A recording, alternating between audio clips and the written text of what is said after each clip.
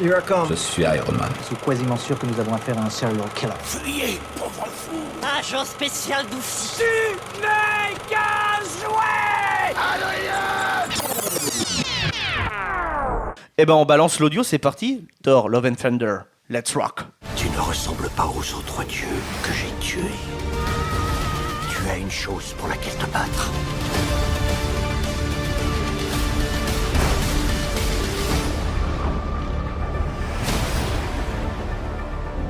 Voyons voir qui tu es. Que ton déguisement disparaisse d'une pichenette. Oh, t'en fais trop, comme d'habitude.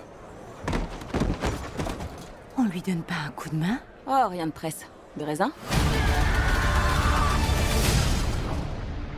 Donc par contre pour ce nouveau film Thor, Love and Thunder, on fait un petit scénario approximatif. Esteban, tu rajouteras les petits effets pour dire voilà la tac tac tac hop là. Et c'est Gary qui va nous raconter le synopsis de ce Tu film. seras pas objectif. Je peux la ramener, mais j'ai un ratio plus élevé que les autres. D'ailleurs, je vais retirer C'est ton... dommage, je l'aurais presque fait, mais... Je vais retirer ton petit nom, tu vois. Ouais. Voilà, il est là. Là, c'est pas la vie, c'est le résumé. Alors, allez, c'est parti. Gary, synopsis, Thor, Love and Thunder. Alors, j'ai essayé. Alors, résumé, c'est la suite de Endgame. Bah, on suit Thor après Endgame. Donc, on voit qui s'entraîne pour perdre son petit ventre, tout ça. Et On perd son bidou. on le suit au début du film dans une de ses missions avec les Gardiens de la Galaxie. Mais à la fin de cette mission, il va apprendre. Alors, je sais plus comment c'est fait, mais il va Parler d'Isif, qui va apprendre comme quoi un des dieux qu'il connaissait est mort. c'est ça. En fait, il apprend qu'une amie a besoin de son aide. Du coup, il y va. Et c'est là qu'il apprend que un mec qui s'appelle Gore est en train de tuer les dieux. Qui est boucher charcutier, attention. Voilà. Et alors, pareil, je sais plus comment ça n'est, mais il sait qu'il y a un risque pour la Terre. Du coup, il rentre sur Terre à New Asgard. Et c'est là qu'il découvre que Jane est devenue Mighty Thor. Mighty Thor. Et voilà. D'ailleurs, entre Le parenthèses, gros du speech du début. C'est ça. il apprend il se dit qu'il y a un risque pour la Terre alors qu'il n'y a pas de dieu existant sur Terre en fait. Donc, c'est un peu bizarre. Non, mais Moi. je sais plus comment c'est tourné, mais Alors non, le risque Moi, pour je me la souviens Terre, plus, ouais, peut-être. Je me souviens le plus risque vraiment. pour la Terre, c'est pas il ressent Mjolnir. Non, ah non, mais non, ils ont besoin d'Heimdall, des pouvoirs d'Heimdall. Donc ils vont voir le gamin d'Heimdall. D'accord. Ça par contre ça sort de nulle part que Heimdall il a un gosse. Ouais, ça c'est je vrai. vous avoue les gars, là-dessus C'est ça. j'étais là en mode ok. D'accord, Qui a les mêmes il pouvoirs l'a que fait son père, en avec plus. qui? Et le gamin, il a eu a de les la mêmes chance, pouvoirs. il prend que les pouvoirs du papa. Ça me fume. Par contre, le gamin amène les fameuses références à Guns N' Roses, et ça, c'est cool. Ça, c'est plutôt cool.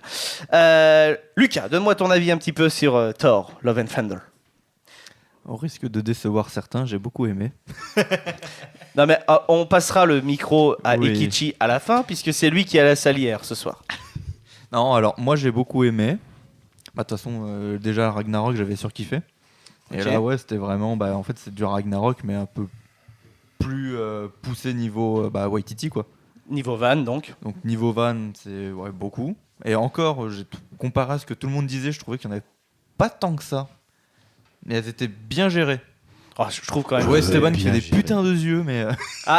Ekichi commence à bouillonner là. Bien géré. non. Attends. Ah si, non, mais il y a des trucs qui sont pires. Hein. Alors déjà, Ekichi, vraiment, si tu dis que les vannes ne sont pas bien gérées dans ce film, je ne te conseille pas de regarder Vampire en toute intimité ou même la série qui est What We Do in the Shadow, qui est inspirée de l'univers de Waititi. Même si vous n'avez pas vu ce film en VF, donc c'est Alexandre Astier qui fait la voix justement du personnage principal. Voilà, petite anecdote. Autre chose à rajouter, mon petit Lucas, sur Thor? Très bonne son. Très bonne son, normal. GG, un petit peu ton avis sur Thor, Love and Thunder. Alors, comme beaucoup le savent, j'ai adoré Thor 3 et j'ai beaucoup aimé ce Thor 4. Il est dans la même veine. On se marre. Il y a des lourdeurs et qui sont mais clairement intentionnelles parce que justement la bande son elle appuie tellement dessus que c'est voulu. C'est voulu. On veut que ce soit lourd, mais c'est parce que parce que Waititi, en fait, il s'en fiche de ce qu'il est en train de raconter. C'est la manière dont il le raconte qui l'intéresse. Donc, en fait, alors il y a des gens qui vont être là, genre ah mais il respecte pas mon héros. Mais ouais, mais si justement il respecte en fait la façon de te raconter des choses. En fait, on te fait du fantasque. Je veux dire, Thor, il a juste l'air ridicule si tu le prends juste avec son costume. C'était même les premières critiques qu'on faisait à Loki dans les premiers. Ah bah il a l'air bête avec ses cornes et tout ça. Et bah oui, ils ont l'air bêtes et on te les montre tels qu'ils sont. Et le coup des chèvres. Oh putain. Non mais franchement, les chèvres, C'était une lourdeur. mais c'est génial. Les chèvres, c'est un attribut de Thor dans la mythologie. Il a des chèvres, il se déplace avec ça sur son chariot et tout ça. Et ben ils l'ont fait. Et en plus, ils réutilisent un même internet pour le cri des chèvres. Merci. Alors, anecdote pour le même Internet, justement, nous, on n'a pas la même vision que les Américains. Parce que nous, ce cri de chèvre qui est utilisé, il est utilisé pour les vidéos, la vidéo de Maître Gims sur Bella.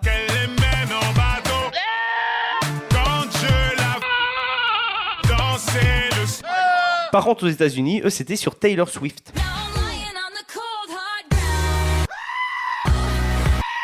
Donc ils ont repris une musique de Taylor Swift et ils ont mis des sons de chèvre, cette fameuse chèvre qui fait ce bruit, qui est vraiment le son utilisé d'Internet. Hein. Vraiment, il n'y a pas eu de différence, pas eu de mixage, c'est vraiment, ils ont pris le son d'Internet, ils l'ont repris, c'est un même, ils l'ont repris. Voilà. Maintenant, tu ferais ça avec une vidéo YouTube, genre avec des vidéos genre Smoke Weed Everyday ou des trucs comme ça, tu te ferais DMC et tout de suite. Eux, non, c'est bon, c'est Marvel, ils ont dû acheter le même et dire c'est bon, on peut l'utiliser. Tout comme ils ont refait le même des 3 Spider-Man sur Instagram. N'hésitez pas à aller sur le compte Instagram de Marvel, mais je pense qu'ils n'ont pas besoin de vos abonnés. Nous, oui. Donc voilà. Donc GG, t'as fini sur Thor. On va sûrement en débattre après. On va en reparler. On va en reparler. Moi, je vais retirer le sel qui va être saucé sur la table. C'est impeccable. Gary. Alors, pour te faire plaisir, je vais essayer de faire un avis neutre. T'es pas obligé de me faire plaisir, Gary, mais vas-y. Ah, mais ça fait plaisir. Si ça fait plaisir, ça fait plaisir. Non. Ah, ça fait plaisir. Ouais, grave. Ouais, ça fait plaisir. Parce que moi, j'ai envie de diviser le film un peu en 2 parties. Ouais. Une première partie vraiment lourdingue, avec l'humour qui est vraiment lourd.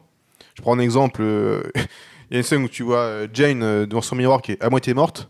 Et la scène d'après, t'as la putain de scène avec le... Putain de scène avec oui, avec l'enceinte. Beyoncé. Ouais. Et non, tu mets pas ça après ça, quoi. C'est pas possible. Alors ça va encore, ça passe. Et il faut savoir que Gary, ça c'est des gros trucs que tu as déjà remarqué, genre il l'avait dit dans le Back to the Review sur Thor 2. On n'a jamais parlé de Thor 3 ensemble, mais c'est des trucs que quand tu regardes le film, ça t'avait gêné, genre Hulk qui essaye d'être un peu badass et qui tombe comme une merde, ou là le placement de produit de la fameuse enceinte que Valkyrie tient dans la main. Voilà, t'aimes pas quand l'action se casse. Ah oui, non, j'ai Voilà. pas eu tout ça. Même dans le, tu sais, t'as... Le fameux train. Le train. Voilà, le fameux métro, on en discutait dans le Back to the Review. Donc ça, c'est vraiment quelque chose qui te déplaît. Là, ça a été réutilisé, c'est normal que ça te déplaise. Voilà. Par contre, t'as... Des fois, l'humour est bienvenu, toi, quand ils vont chez Zeus. Moi, c'était la quintessence. Je crois que j'ai Mon pas Dieu. des souris de cette scène. J'ai adoré cette scène. Le coup... non, c'est le dieu des raviolis. J'étais bon, tu vois. le dieu des Oh non, raviolis, bah justement, j'étais mort. ça pour moi c'était le trop. Ça m'a sorti réellement. Non, mais... Ça y est, Ah mais là je commence parce que là vous en parlez. Le dieu des raviolis, ça m'a sorti littéralement du film et après j'étais en mode, j'avais décroisé les jambes, j'étais en mode ah c'est bon là le film il m'a perdu et ça m'a niqué. Ça m'a niqué. Le coup du dieu, on va voir mon dieu Nananer. Ça va encore. J'ai dit c'est rigolo. Nanani nananer. Ouais ou Nanani Nananer. Respecte-le. Mais après je me suis dit ça Et va. respectez Dwayne aussi. Non mais voilà, je me suis dit à la limite, il y a des dieux, il y a plein d'extraterrestres, etc. Chaque civilisation, on peut se permettre des petites folies. Le dieu des raviolis, non, juste non. Le truc en mode kawaii japonais, mais non. Kawaii. Non mais non, Kawaii. juste non. Donc ça m'a sorti. Ensuite, on parle de dieu. Attends, c'est pas fini. Ouais, vas-y, continue. On a déjà eu. Alors croyez-moi l'assaisonnement, j'espère que vous ne l'aimez pas trop épicé les poteaux là, parce que là, attention, on a Captain Popcorn là qui est autour de la table là, les amis. Vas-y. Donc les premières parties un peu lourdingue. Après, seconde partie, là, ça que j'ai beaucoup mieux aimé, notamment la scène de combat sur la lune en noir et blanc, qui est Masterclass. une des meilleures scènes du MCU, tu vois. Mais pas assez dramatique. On s'en fout de la dramaturgie là sur cette scène. C'est une scène qui doit être badass et juste le noir et blanc te rend la scène énorme. Ouais. Voilà. Donc cette scène-là, plus d'autres scènes badass aussi. Moi, je retiens ce fameux combat final. Hein. Et là, je vous le dis, là, sur Internet, là, tous les fans de Zack Snyder, les gars, si vous n'avez pas remarqué cette scène-là, là, franchement, je vous hais. Je vous le dis, j'adore le travail de Zack Snyder. Mais en tant que fan de Zack Snyder, cette référence à 300, si vous ne l'avez pas vu, attention les calottes. Hein. Bah oui, non mais oui. Là, attention les calottes, hein, les gars. Bon, c'est dommage que ce soit des mômes, quoi. Mais c'est trop bien. Ah, Esteban valide le fait que c'est dommage que ce soit des mômes. Oui, l'idée était bonne, mais des gamins, quoi. Ah oui. Et le méchant, tueur de Dieu, Gore le boucher, face à des mômes. Merde. Ah ok, d'accord. Bah, qu'est-ce qui pose problème là? Bah en fait, alors, Gary, t'as fini ou pas? Ou tu Non, Vas-y. Alors, donc, c'est un avis neutre, il est plus long que les autres. Déjà, alors moi, moi je finis pas alors. j'ai pas. Attends, laisse finir Gary quand même. C'est pour ça que je t'ai demandé si t'avais fini. Non, pour finir, donc une deuxième partie où je retrouve le Thor que j'aime bien, tu sais, avec, les scènes de combat avec Thor, ça j'aime beaucoup. Pour finir, est-ce que Gore c'est le bon méchant pour ce film? Je pense pas. Parce que justement, c'est censé être le tueur ultime des dieux, donc c'était peut-être pas le bon méchant pour ce film. D'accord, ok, d'accord, très bien, ok. Et Kitsch. Alors Gary a bien conclu, effectivement, je pense que le méchant était mal choisi, parce que moi, j'ai pas détesté le film, mais j'ai bien aimé certains passages du film, mais j'ai moins aimé le décalage énorme entre donc l'humour hyper assumé, et moi j'ai énormément aimé Ragnarok, j'ai beaucoup aimé. Donc première bande-annonce, on nous balance une bande-annonce à Thor, machin, ça va être coloré, ça va être festif et tout, on se dit ouais génial, ça va être un peu dans la même veine que Ragnarok. Deuxième bande-annonce, on nous met Gore le boucher, un truc un peu plus dramatique, du noir et blanc, etc. Je me dis et donc là j'ai fait des petits P déjà. J'ai dit oh putain non mais comment ils vont réussir, parce que moi je m'attendais trop à ce que il arrive devant Gore le boucher, un truc super dramaturgie, et au final qu'il lâche un P, Thor, je vais te niquer. Je m'attendais à un truc, ça allait péter l'ambiance, et c'est un peu ce qu'il y a eu mais pas trop, donc ça va. Mais donc je trouve ce décalage pas si bien géré. Ensuite Gore le boucher, là c'est plus Gore le kidnappeur d'enfants. Pierrot de la Lune qui kidnappe des enfants, donc je trouve que c'était voilà. Après le jeu de Christian Bale, ça va, je trouve. Non, mais franchement non. Là-dessus, je peux pas être d'accord. C'est vraiment de tous les acteurs. Christian Bale, je l'adore. Franchement, il est anecdotique. Oui, il a été par pas mal rapport critiqué. à ses autres performances. Il était pas mal critiqué. Vraiment, je vous le dis. Sur certains plans, mais il fait le taf. Il fait le café que Waititi y a demandé. Et à mon avis, il fait surtout le café d'un film qui a été coupé par Marvel, qui devait faire moins de 2 heures. C'était oui, en fait, je voulais venir. Déjà, on le voit très peu. Je crois, genre 4 ou 5 fois, Gore. L'introduction. Elle aurait pu être plus développée, comme tu disais, le film est très court, moins de 2 heures pour un film Marvel, c'est court.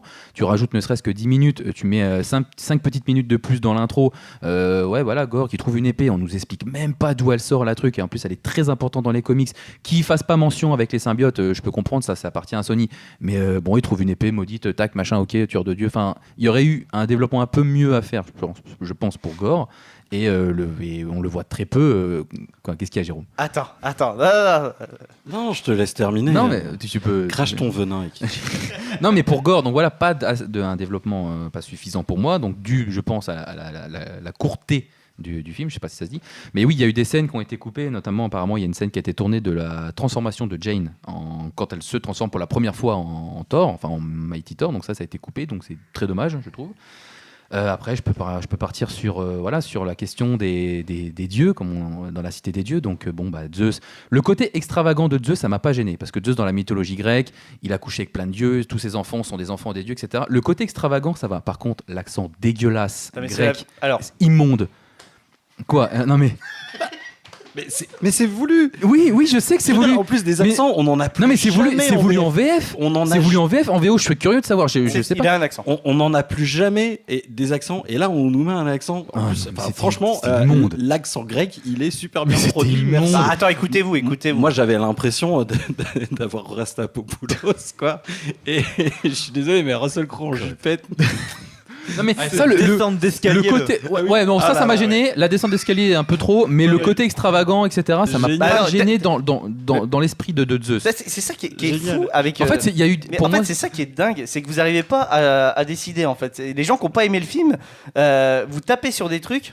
Mais directement, il y a un autre truc qui vous rappelle comme quoi il y a des choses que vous critiquez que vous avez bien aimé. Toi, tu dis exactement, j'ai bien aimé son côté extravagant. Non, ça m'a pas dérangé. Et là, on parle de la descente d'escalier, qui est la quintessence de son extravagance et de sa personnalité. Et là, tu dis, ça m'a gêné. Mais en fait, écoutez-vous en fait. Quand nous on dit par exemple sur Jurassic World, comme quoi on nous promet un film sur de la liberté et que finalement on se retrouve dans un parc, là je suis désolé, c'est un argument carré A, B, tu vois.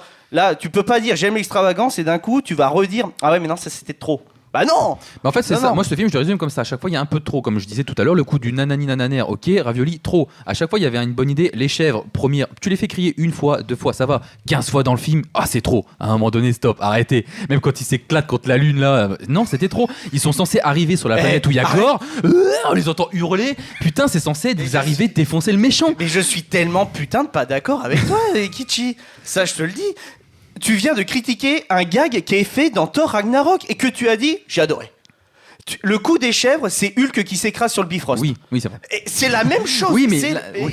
En fait, les gars, vous êtes en train de critiquer. Parce que j'ai un pas film- aimé ces putains de cris de chèvre. Mais on s'en fout. Mais les cris de chèvre, On s'en juste- fout. Oui, Mais non, mais les cris de chèvre, on s'en bat les couilles dans l'histoire. Et en plus de ça, il est limite pour dénoncer le fait que Marvel utilise des mèmes. Puis elles sont On même nous a- pas belles en plus. On nous a servi genre la nostalgie, la quintessence des mèmes, les rumeurs sur internet avec Spider-Man No Way Home. Tout le monde est là à faire des faciales sur le film. La réalisation, elle est anecdotique. Là, on parle d'un film où vraiment visuellement, t'as une idée par plan. Ah oui, non, mais oui. complètement. Et en plus de ça, et voilà. Et là, le film, il pousse le truc. Ah, Esteban n'est pas d'accord. Non, t'as sur des beaux, une t'as des idée, un beaux- plan. non, par contre, t'as des beaux plans. Franchement, T'as des, en termes t'as de des plans réalisation- magnifiques, surtout au début, quand il se En- bat contre toutes les Non, chouettes là. Ah, mais moi personnellement, je trouve que c'est plutôt la fin. La séquence en noir et blanc, la scène sur Éternité. Oui, on spoil. La scène justement sur comment ça s'appelle. Là, après le combat final entre Gore et les gamins. Même si voilà, c'est juste cette scène-là. T'as trois plans sur cette scène-là. C'est 3 idées. L'idée où Thor donne ses pouvoirs. Ça fait Hydraxil. Déjà dans la Oui, mythologie. ça, je l'ai vu, ça, je l'ai vu. Dans la c'était- mythologie. ça, je l'ai vu. Ensuite, les gamins qui se transforment, ils se retournent. Le solo de November Rain. La caméra qui se met en latéral. Putain, c'est une putain de référence au film Peplum grec de Zack Non, mais Snyder non, mais ralenti. C'était très bien. On mais veut de la créativité mais comme dans disait- Marvel comme quand ils disait en font Gary- leur shit dessus. Comme disait Gary, le méchant était peut-être pas adapté. Un méchant un peu plus, enfin comment dire, un peu moins horrifique, ça aurait passé. Les gamins, qui fassent un finish comme ça, mais c'est censé être. Moi, je ne lis pas les comics. Encore une fois, je ne connais pas la comparaison, mais d'après ce que j'en entends, les gens ragent parce que c'est un Et méchant alors hyper Et alors, dark dans le. justement, dans les tu ne comics. lis pas les comics. C'est ça, Oui, non, mais oui. tu lis pas les comics, comment ça peut te mettre hors de toi? Moi, je suis Ah non, désolé. ça met pas hors de moi, mais, En plus de ça, on prend un méchant qui va être tout gris, tout terne et qui aspire la lumière et surtout là où il est, etc. Il vit que dans l'ombre. Et c'est un réalisateur qui t'en a mis plein les mirettes avec des couleurs partout dans le précédent qui reprend ça. Tu attends de lui qu'il te mette de la couleur partout et il va à un moment faire exactement l'inverse et bien l'utiliser. Putain mais merde, qu'est-ce qu'il vous faut de plus? En fait, c'est ça que je comprends pas, parce que le côté too much, j'en joue un peu, hein, Ikichi, je te le dis, hein, le fait pour animer le débat, etc. Je comprends tes arguments. Moi, ce qui me gêne, c'est que le fait que on en discutait dans notre conversation, le côté salé, etc. C'est que les gens sur Internet crachent sur ce film, alors que c'est exactement ce qu'ils veulent depuis 10 ans. Ah non, Et quand on leur propose, ils sont là et ils ne le voient pas. Moi, je crache pas dessus. Et c'est ça qui me gave. Voilà, Parce que je suis d'accord, Endgame, c'était la quintessence. Pour le moment, et dans longtemps, on ne pourra pas faire mieux. Je suis d'accord. Par contre, là, la phase 4, en termes de créativité, elle est au-dessus. Qu'on apprécie ou non. Elle a du mal à démarrer de fou. hein, quand même. Mais non. Mais, il a dit on s'en fout, hein, vous l'avez pas entendu. Mais Elle a du mal à démarrer de quoi? Moi, je m'en tape que tu me fasses un build-up sur un grand méchant qui va tous les réunir. Je m'en fous. Je veux que tu me proposes un film qui est cohérent avec lui-même et qui me propose quelque chose. Dis donc, c'est pas ce qu'on aurait depuis quelques temps là chez Marvel. Attends, Après, on, là, on nous sert encore un méchant qui est cool. Ce film-là, c'est vraiment un film. C'est un film. Ils font 2 méchants indépendants. plutôt cool d'affilée. Merde, tant mieux quoi. Enfin. Qu'est-ce qu'il vous faut? Vous voulez encore un Thanos là qui ressemble à rien là avec ses 2 couilles sous le menton?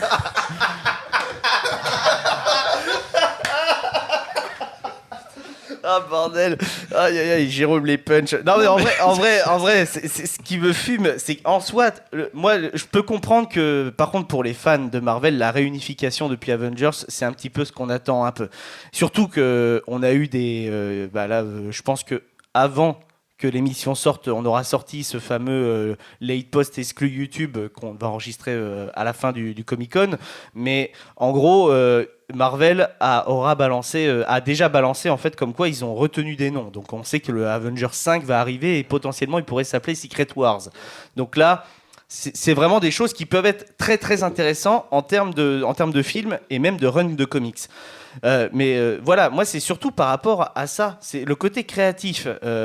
Par contre, je pense que Taika Waititi, avec Thor 3, ce qu'il nous a proposé, puisque là on avait un méchant qui était moins connu, et tout aussi connu, mais moins connu que Gore, avec Hela, il en a fait quelque chose de beaucoup plus dramatique, beaucoup plus d'impact, parce que tu étais en fin de phase.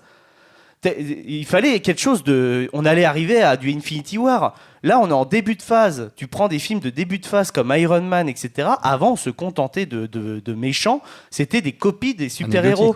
Et comme Ant-Man, par exemple, Ant-Man, le premier film, il est bon parce qu'il a une réalisation qui est différente. Il a été réalisé à 80% par Edgar Wright. Ça se ressent. On sent qu'ils ont essayé de mettre des effets de montage, des choses comme ça. Et c'était un vrai film de braquage.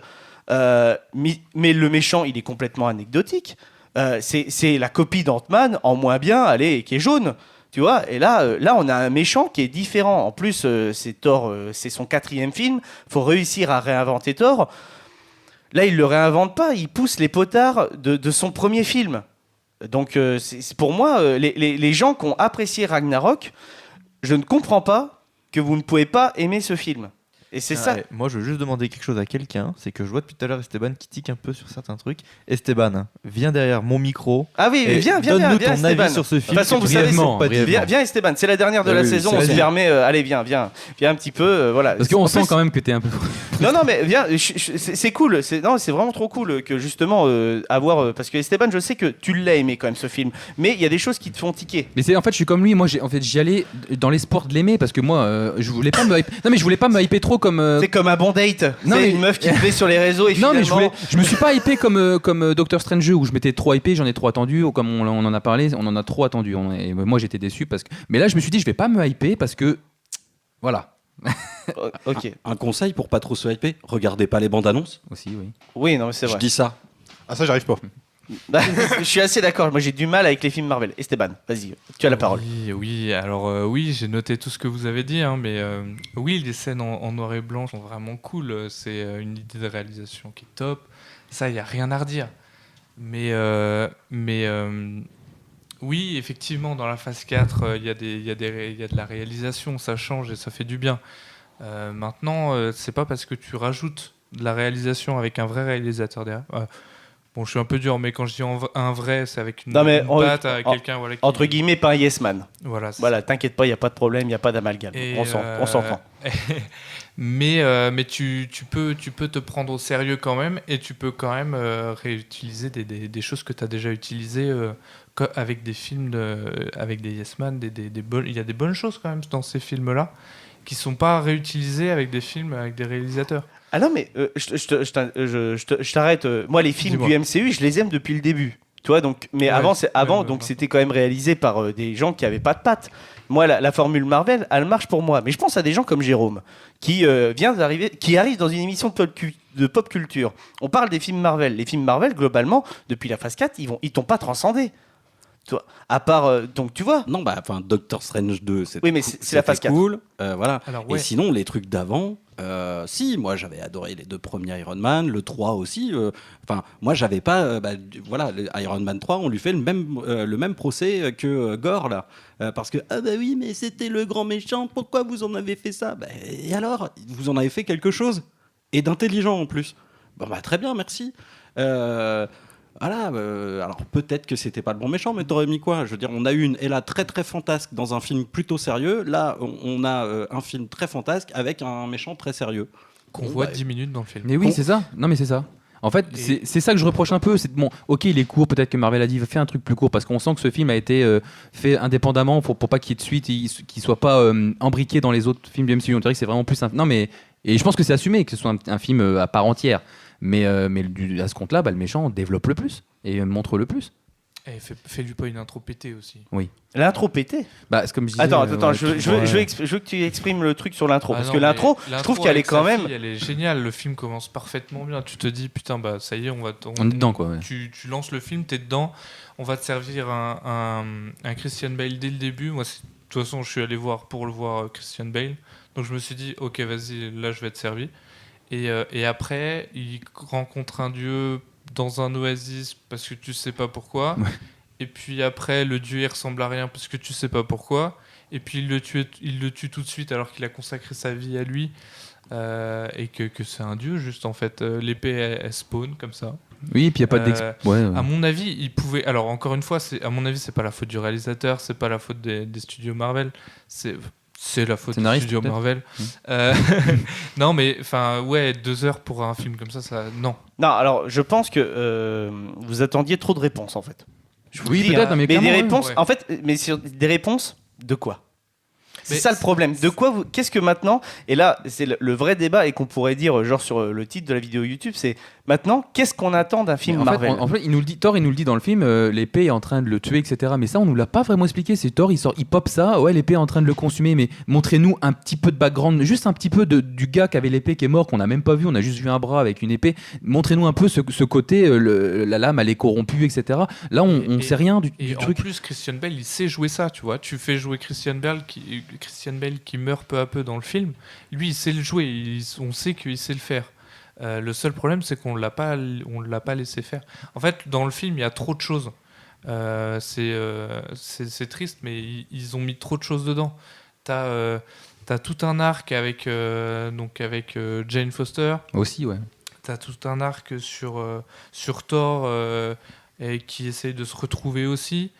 T'as un arc sur la nouvelle Asgard. T'as un arc sur je sais plus comment il s'appelle. Les gardiens. Ouais, je suis d'accord. Ouais, il y a peut-être alors, beaucoup trop de les trucs. gardiens, ouais. Pour le coup, ça va, ça a bien C'est caméo, géré, ouais, voilà. Bah, c'était bien les gardiens, c'était Ouais, la ça- durée. De toute façon, c'était honnêtement, la ça, durée c'est- qu'on ça, avait c'est un dit point dans positif. Thor, dans le Back to the Review. Hein. Donc, Ça, c'est un point positif. Mais non, et puis moi, je le dis, je le répète tout le temps. Moi, je vois Thor, c'est un dieu. C'est pas un humain qui est super héros, tu vois. C'est un dieu, le type. bah, justement, je trouve que là, tu as quand même une bonne démonstration de puissance. C'est une bonne démonstration de puissance. Gary, je sais pas ce que tu en as pensé. Toi, je sais qu'une de tes scènes favorites du MCU, c'est quand même Thor qui arrive au Wakanda, qui est la scène cultissime de Thor et qui montre, Là, oui, c'était qui badass. montre sa démonstration de Alors, puissance. Moi, j'aimerais juste revenir sur ce qu'Esteban vient de dire. Moi, je trouve que dans celui-là, contrairement aux autres, j'ai l'impression de voir Thor, mais de voir un dieu pour le coup. L'intro au début, quand il est sur la planète, tout Oui, ça, oui, enfin, oui. tu vois vraiment des trucs que t'as pas vu avant. Et moi, c'est comme ça que j'ai ressenti. C'est Thor, il est vraiment arrivé en tant que dieu. Au début, oui, mais sur le ouais, reste du film, après, un peu moins. Ouais, mais comparé à d'autres trucs où tu le vois pas en tant que dieu, tu vois juste en tant que super-héros qui fait des vannes. Et voilà, je trouve que là, pour le coup, le côté dieu, il était quand même accentué sur le coup. Et puis, je tiens à signaler quand même que malgré que ce soit des chouettes, ça reste en fait entre guillemets une. Ça m'a pas gêné. Ça, Non ouais. non, mais le fait que ce soit des chouettes, c'est cool. Ça te fait de la diversité dans le monde du MCU, comme quoi il y a de toutes les espèces. Non, ce que je veux dire, c'est que entre guillemets, Lucas, il a raison. Il vient de décimer une armée à lui tout seul et en faisant du Jean-Claude Van Damme. C'est ça. Ouais, mais moi, je veux du gigantisme. je veux dans les éternels, tu vois. Ouais, mais là, C'est ça qu'on nous a. je veux, moi, Maintenant, tu on nous a teasé des trucs gigantisme. D'ailleurs, on voit 2 célestes quand ils partent de la cité des dieux. Avec, Ah ouais ouais, on voit 2 célestes qui sont comme ça. Ouais. Donc, Putain, j'ai pas fait gaffe, faut que je le revoie. Ouais, si. Jérôme, t'allais dire quoi?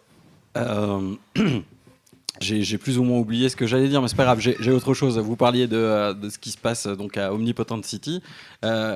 Les toges qu'ils prennent, les dieux des émotions. Vous avez remarqué que c'était les couleurs des personnages de Inside Out? Putain, non, j'ai même pas fait gaffe. Voilà, la petite façon subtile que Disney a de vous dire non, mais nous, on crée des rêves, mais on crée aussi des dieux. Et d'ailleurs, en parlant des dieux, justement, tant qu'on parle des dieux, d'accord. tant qu'on parle des dieux aussi, du coup, donc on sait que voilà, et maintenant il y a un conseil des dieux, etc. On nous parle même pas ce côté à la foi, etc. Et puis quand la menace de Thanos était là, pourquoi du coup, les dieux, ils ont fait quoi en Mais attendant pourquoi on en parlerait du côté de la foi alors que quand on fait un film qui s'appelle Les Éternels qui tourne autour de la foi de personnages, on dit que c'est chiant. Tu vois, ça sert à rien en fait. Ils l'ont déjà traité dans Les Éternels, le côté foi auprès de divinités.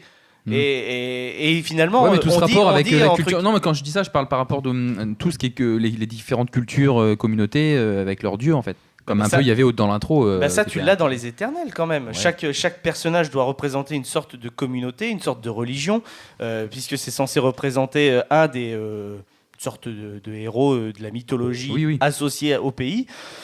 Et quand ils le font en termes de réalisation, etc., il y a du gigantisme dans les Éternels. Et globalement, ce qui ressort, c'est quand même on se fait chier pour 2h30. Mais Tu là, vois pour le coup des dieux cosmiques, voilà, il y a un conseil de dieux cosmiques. Ils ont fait quoi du coup quand Thanos il était là, quoi? Ouais, mais c'est le même truc qu'il y a dans les Éternels. Oui, mais ça, C'est oui, le même mais truc, ça, ils ça, ont c'est la- rien ça, fait c'est la parce grosse incohérence, oui. Ouais, mais c'est le même truc, quoi. Ils sont là, tu sais qu'ils sont là, mais ils ont pas fait grand chose parce que ça leur importait peu, quoi. Bah, enfin, la cohérence des Éternels, c'est qu'on nous dit qu'ils sont pas intervenus alors que leur but c'est de faire prospérer la population et du coup ils savent que Thanos va réduire la population, donc ils étaient censés parce pour que- le coup intervenir. Ouais, mais Après, pour eux, est-ce que ça c'était marche logique, sur les quoi, dieux c'était, Ah, le swap, je sais pas s'il fonctionne sur le dieu. Est-ce que On sait pas. Thor Ouais. se... Non, Thor Non, ne Thor. se fait pas... Ah, ce serait parce qu'il intéressant de- de voir. Parce qu'il devient mon sosie. Ouais, ils Oui, ont même c'est pas vrai, fait, c'est ils ont même pas fait mention de ça. Il y a 5 ans, parce que toi, la c'est moitié pas- des dieux sont Si, partis. Si, t'as une référence au swap. Parce que en termes de cohérence de durée, Jane Foster, je te Oui. donne la parole après, GG, hein, ne paume pas ta phrase. Mais entre guillemets, Jane Foster, elle dit la elle durée perd, ouais. de Elle la, perd de la la notion du rupture. temps. Et en fait, lui, il lui dit la vraie durée qui s'est passée. Parce que lui, il a vraiment vécu les 5 ans de swap du truc. Donc voilà, il y a une sorte de référence, conséquence à Infinity War et tout ça, quoi. Donc on est bien sur un monde post-Endgame. GG. Vous parlez de la question de où étaient les dieux pendant Thanos, et etc. La réponse, elle est à Omnipotent City. Ils s'en battent les noix. Eux, ils vivent leur petite vie, Oui, c'est à vrai qu'ils manger le leur ambroisie, etc. Exactement comme les dieux de l'Olympe, et etc. Enfin, On laisse le peuple se démerder mais avec leur clairement, merde. clairement. Et quelque part, est-ce que ça dénonce pas un peu les puissants qui sont là-haut, qui, Si, ça, oui, ça, je pense, qui font n'importe quoi, qui s'en fichent du dérèglement climatique, et etc. Machin chose, et qui de toute façon, eux, ils ont quand même la belle vie. Et on s'en fout de ce qui se passe en dessous. Bien sûr qu'ils ont la belle vie. Et ce film, dès la scène d'intro, te montre que crois pas en des gens en fait. Ah oui, non, mais ça clairement. Fais oui. toi-même. Ça, il y avait vraiment ce côté, franchement, c'est hyper iconoclaste et limite nihiliste à des moments. Je me suis dit, ah ouais, Disney ils font ça. Et du coup. Non mais après voilà. Et puis pour en revenir à cette fameuse épée, certes qui pop du sol, moi le côté symbiote, j'avoue, je m'en fous. Hein. Non, ça, mais ça, pareil. Par Ils contre, auraient pu je veux. interpréter un petit truc, Et là, par contre, je le dis dans l'émission, j'aimerais énormément que par contre la nécrolame soit référencée dans Blade. Sachant que normalement, sa jumelle, c'est la fameuse épée qu'on donne à Kit Harington dans la séquence post-générique des Éternels. Donc la fameuse épée de Black Knight. Voilà. Ça, je veux par contre que ce soit mentionné dans le futur du MCU. pareil, Ça ne sera peut-être pas mentionné. Et là, j'aurai une déception. Parce que, entre guillemets, elle aura juste été popée dans Thor. Et voilà. Par contre, s'ils annoncent comme quoi que la nécrolame, elle a une sorte de lame jumelle qui est donnée à...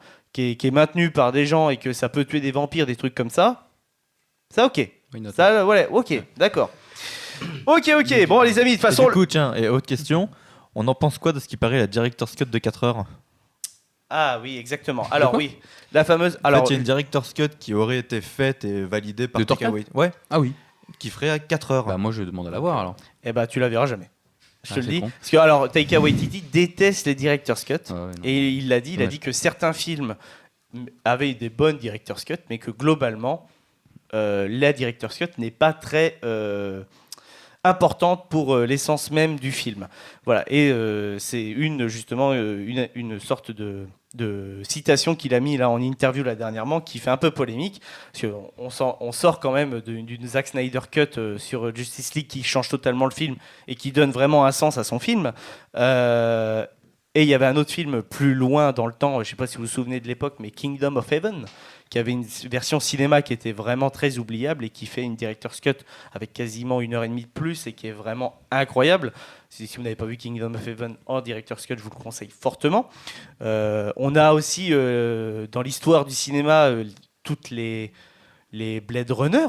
Je crois que ce film est sorti sous 5 versions différentes, entre la version américaine, la version française, la version Director's Cut, la Final Cut. Toi, j'en ai 4 déjà. Et je crois que j'en oublie une. Donc, tu vois, et voilà, qui amène à chaque fois des choses en plus. Donc, je suis pas totalement d'accord avec Taika Waititi. Moi, je serais pour, en fait, justement, Oui, d'avoir peut-être que, une version Director's Cut. Sur le coup. Bah, après, peut-être pas de 4 heures, mais une version Director's Cut remaniée en 2h45. Comme disait Esteban, voilà, il y avait tellement trop d'arcs différents, et donc je voulais juste revenir très très brièvement sur l'arc Jane. En fait, pour moi, pareil, qui a été, je trouve, pas trop exploité. Je trouve que quand elle est morte, j'ai pas ressenti d'émotion parce que le film s'appelle Love and Thunder, mais j'ai pas vraiment. Moi, je m'en branle un peu les ronds. Non, mais j'ai pas vraiment ressenti de love en fait. Il y a pas eu de love. Love and Thunder, j'ai pas vu de love et j'ai rien senti quand elle est morte en fait. Ouais. Ok, alors d'accord, j'entends. GG, tu veux rebondir là-dessus? Pourquoi? Alors, t'as pas senti le love, mais est-ce que tu as eu ce petit frisson de on va te raconter une jolie histoire quand tu as commencé à entendre Only Time de Enya quand même. Je vais vous raconter l'histoire du prince viking de l'espace, voilà, de sa dulcinée. Non mais et tout ce qui vient c'était buter sympa. ça, c'est la narration, etc., qui vient rendre le truc ridicule. En revanche, l'amour, il y a plusieurs façons de concevoir l'amour. Et là, ce qu'il y a, c'est l'amour que témoigne Thor à son peuple.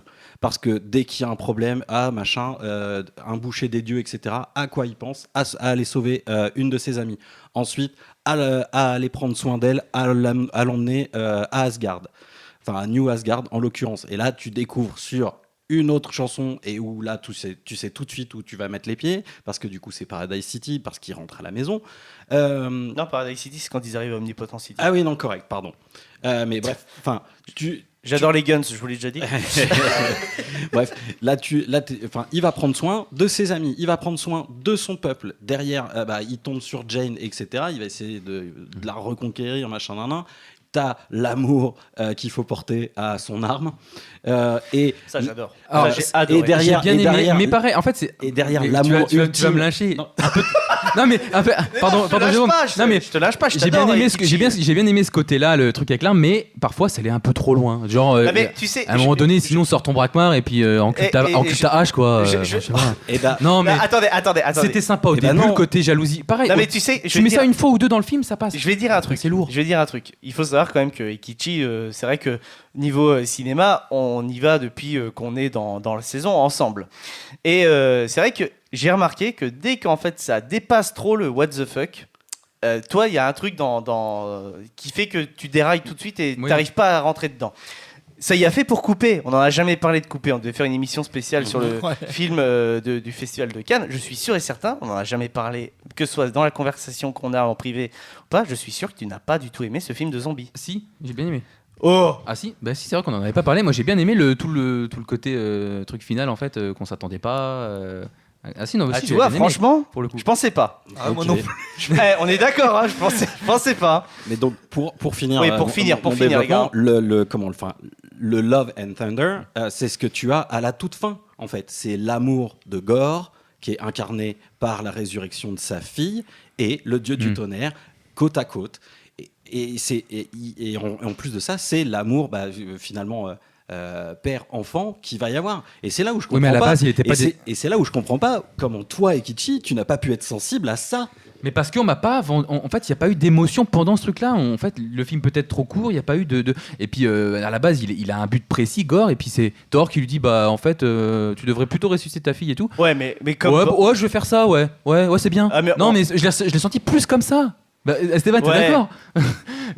Ah merci Esteban. C'était pas, je sais pas, c'était genre okay, parce que je suis méchant mais allez ok c'est bien d'être gentil, allez. En termes de résolution d'histoire, je tiens à signaler quand même que c'est exactement pareil que Doctor Strange The Multiverse of Madness. Wanda revient dans le bon côté des choses juste en voyant ses gamins. Et c'est exactement la même chose, c'est comme ça que l'empereur se fait dérouiller à la fin de Star Wars 6 les gars. C'est l'amour que tu portes à tes enfants qui te ramène dans le droit chemin. Vas-y Esteban. Non mais ça c'est bien quand t'as 6 films pour en parler. Là t'as 2 heures et on n'a pas le temps de voir Gore qui change d'avis. Mais moi j'ai compris ta frustration Esteban. Mais moi je veux voir les 4 heures sur Gore. Voilà, c'est ça. Là c'est les 4 heures sur Christian Bale parce que je pense que tu aimes beaucoup cet acteur. C'est vrai? Oui. Ouais, Batman. Ouais, mais Voilà, pas- je sais ouais, pas pas si vous l'avez assez- entendu, pas mais assez il a de temps, dit là. Batman. Mais voilà quoi. Bon bref, je comprends. Mais Mais moi, bon, je suis totalement d'accord sur la signification du titre. Pour une fois qui est vraiment bien respecté, comme In the Multiverse of Madness, j'ai trouvé que c'était vraiment bien, même si on avait dit globalement qu'il n'y avait pas assez de multivers, ouais.